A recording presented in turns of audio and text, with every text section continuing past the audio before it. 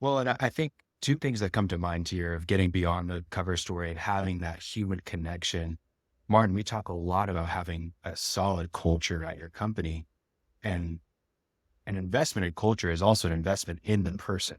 It's an investment in that connection and having a value in who they are as not just an employee, but as a person. Absolutely. And looking for people that have those similar values. So really investing in your culture and creating those opportunities for connection is huge. Like having the team meetings that are, scrum meetings right before you're on the job site before you get to work every single morning is an opportunity for connection. Having the grill out and inviting family members to come for a little meal and 4th of July hangout, whatever it is, that's an opportunity for human connection. Bringing meals to the job site, or, those are great opportunities. But, you also I think about the people that are probably the most stressed at times are these project managers or even the owners of the business, because it's a whole another set of stresses that are out there. And especially when you have a team of people that don't understand the challenges of, are we going to make payroll this month? Oh, that's right. Are we going to win that job? Are we, we're being delayed too much. Are we going to make it on time?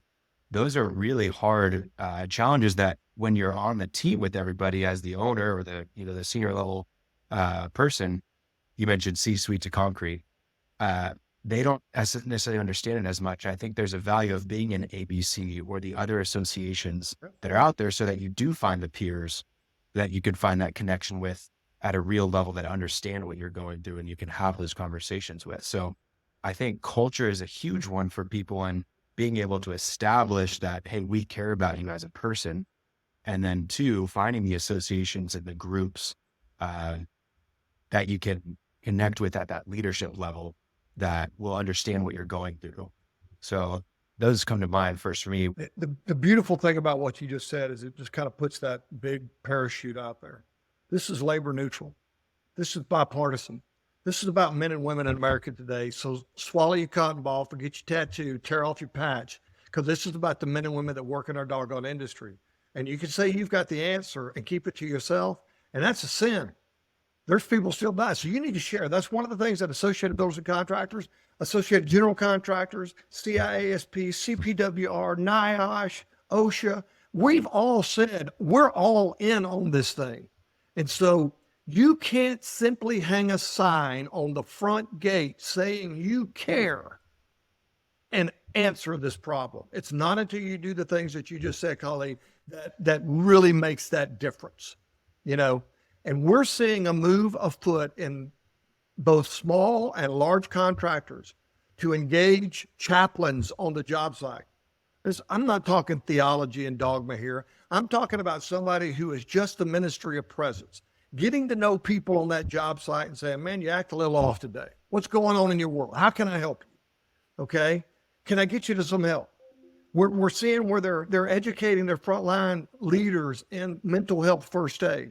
We're seeing that they're putting together peer groups, what they call after action groups, that they'll knock off 30 minutes early during the day and put that crew together and say, okay, tell me about the good thing that happened today and what was the bad thing that was challenging today. And you know what? That camaraderie over time, I've heard men in groups, because I've been in men's groups, that have said in the beginning, well, I hit my unit rates today and, I couldn't find a side grinder in the tool room when I needed it. And that was kind of my peak and pit.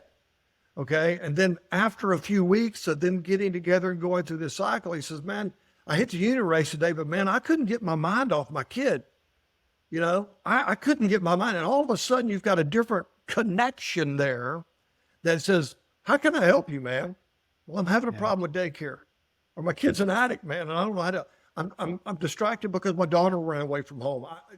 All of a sudden you've made a human connection there that not only it's an empathetic, sympathetic connection that says, I want you to be better. I want you to be better. And here's how we're going to do that. We're going to help you deal with this, and get you the assistance, the counseling, into rehab for your son, your daughter, your niece, your nephew, whatever that distraction is.